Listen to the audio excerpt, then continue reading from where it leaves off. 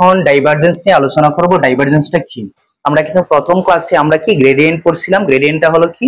Gradient পড়ার আগে আমরা কি অনেক কিছু জানছিলাম। স্কেলার ক্ষেত্র কি, ভেক্টর ক্ষেত্র কি, পূর্ণ ব্যবকলন, আংশিক ব্যবকলন, এগুলো আমরা জানছিলাম। ঠিক আছে, এগুলো কিন্তু আমাদের এটা তো কাজে লাগবে। ওকে, এখন দেখো আমরা জানি কি ডাইভারজেন্সটা হলো, আমরা তো স্কেলার ক্ষেত্র ভেক্টর ক্ষেত্র পড়ছিলাম। আচ্ছা, ডাইভারজেন্সটা হলো ভেক্টর ক্ষেত্র থেকে স্কেলার ক্ষেত্রে রূপান্তরিত হবে। কি? স্কেলার ক্ষেত্রে রূপান্তরিত হবে। আচ্ছা, এখন আমরা এখানে দেখো তো প্রত্যেকটা কি এখানে ভেক্টর ক্ষেত্র না? এখানে একটা প্রশ্ন করা হয়েছে কি a ইকুয়াল, এই যে এখানে কিছু এখানে ভেক্টর ক্ষেত্র দেওয়া আছে। ঠিক আছে, বলছে 1 2 3 বিন্দুতে এর ডাইভারজেন্স নির্ণয় করো। আচ্ছা, তাহলে ডাইভারজেন্স নির্ণয় করতে গেলে আমরা কি করতে হইব? আমরা কিন্তু এটাকে আমরা নেবলার মাধ্যমে এটা কি প্রকাশ করতে হইব। কি আমরা নেবলাটা কি জানি?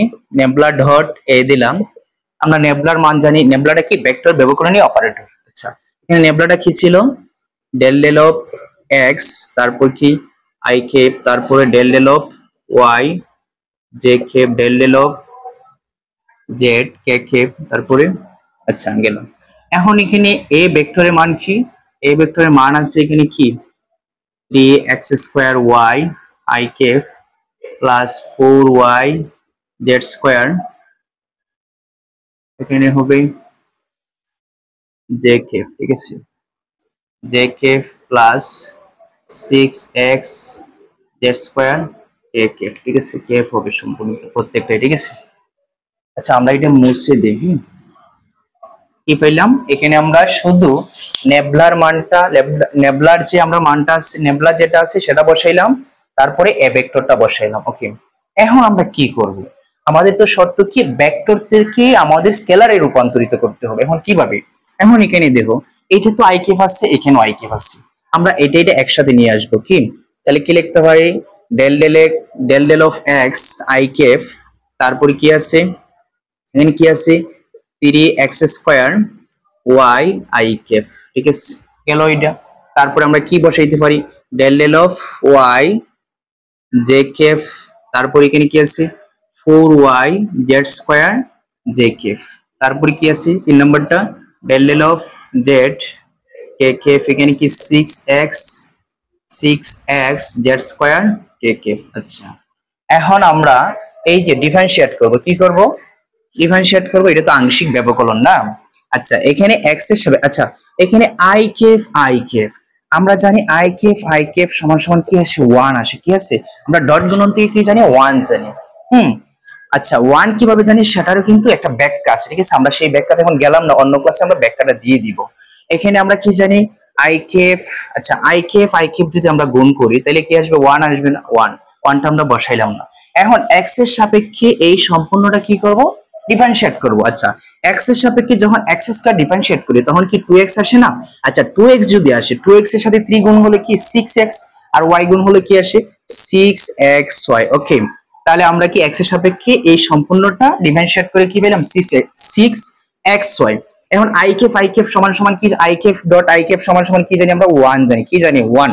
আচ্ছা গেল এটা। তাহলে আমাদের এই x এর সাপেক্ষে যেটা, এটার কাজ আমাদের শেষ। তারপরে y এর সাপেক্ষে আমরা এটা ডিফারেন্সিয়েট করব। আচ্ছা জে কেপ সমান তো একই রকম কি 1ই আসবে। আচ্ছা 1টা আমরা বসাইলাম না, এখানে কি y এর সাপেক্ষে y এর যদি করি তাহলে কি আসে? 1 আসবে। কি এই যে y এর সাপেক্ষে y এর ডিফারেন্সিয়েট করলে কি আসবে? ফ্যামিলি টার্ম আছে না, এটা তো অবশ্যই 1 আসবে। আচ্ছা সাইড আর a কে এখানে 4 আর 1 গুণ করলে 4, আর z² কি আসে 4z², আর জে কেপ ডট গুণন করলে আমাদের কি আসে? 1 আসে। আচ্ছা গেল এটা। তারপরে এখানে কে কেপ ডট কে কেপ সমান আমরা কি জানি? 1 জানি। এখানে z এর সাপেক্ষে যখন এটা করব, z এর সাপেক্ষে এখানে ফ্যামিলি টার্ম কি x আছে না, এখানে z² আছে। z² এর ডিফারেন্সিয়েট কি জানি? 2z কে আমরা 6x দ্বারা গুণ হলে কত আসে? 12zx। কত আসে? 12zx। ঠিক আছে, তাহলে আমরা কি পেলাম? এই তো আমরা কি ডাইভারজেন্স পেয়ে গেলাম। খুব সহজ না? অবশ্যই, কিন্তু আমাদের বুঝতে হবে আমাদের আংশিক ব্যবকলন জিনিসটা কি, কিভাবে আমার ডিফারেন্সিয়েট করতে হয় সেটা কিন্তু বুঝতে হবে। আচ্ছা আবার বলি আমি কিভাবে করছি। প্রথমত আমরা জানি আংশিক ব্যবকলন এবং পূর্ণ ব্যবকলনের মধ্যে পার্থক্যটা আমরা কিন্তু প্রথম ক্লাসে আমরা পড়ছিলাম। এখানে যে এক্স আছে এই এক্স এর ফ্যামিলি টার্ম থাকতে হবে, নাহলে কি সেটা কি ডিফারেন্সিয়েট করা যাবে না।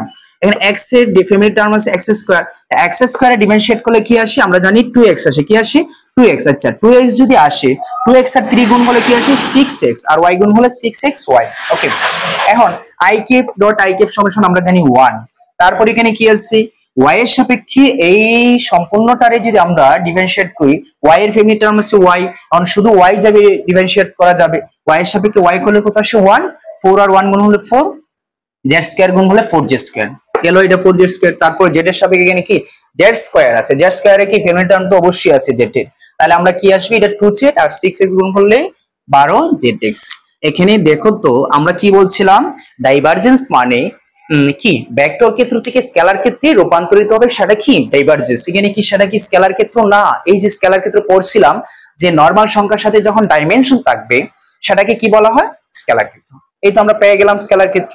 এখন দেখো আমরা অনেক সময় এটা বলতে পারি নাও বলতে পারি কি 1 2 3 বিন্দুতে এর ডাইভারজেন্স নির্ণয় করো।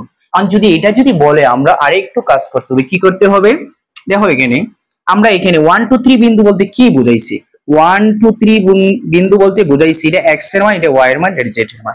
শুধু এখানে 1 2 3 4 এর বাচ্চার মতন ক্যালকুলেশনটা করে ফেলবা। 6 এখানে x এর মান কত 1, y এর মান কত, y এর মান কত 2, ঠিক আছে। 4 z এর মান কত 2, 2 স্কয়ার প্লাস 12, z এর মান কত 3, x এর মান কত 1, কত আসছে 6 আর 1 6 1 6, 6 দুগুণ কত 12। ওকে, তারপরে 2 দুগুণ 4, 4 4 16, 3 12 34। আচ্ছা এখন 6 আর 6 12, 12 আর 2 কত 14, 3 3 আর 1 4, 4 1 5, 3 6 64। দেখো এখানে আমরা কি বলছিলাম যে কি কোন ভেক্টর ক্ষেত্র থেকে যদি স্কেলার ক্ষেত্রে রূপান্তরিত করি সেটা কি ডাইভারজেন্স হয়ে গেল। এখন যদি কোনো একটা নির্দিষ্ট বিন্দুতে বলে তাহলে আমরা কি সেটা একটা স্কেলার রাশি পাই। এই তো স্কেলার, এখানে কি আমরা স্কেলার রাশি পাইলাম না, স্কেলার রাশি মানে কি শুধু মান আছে, এখানে শুধু মানই তো পাইলাম, ঠিক আছে। তাইলে আমরা এভাবে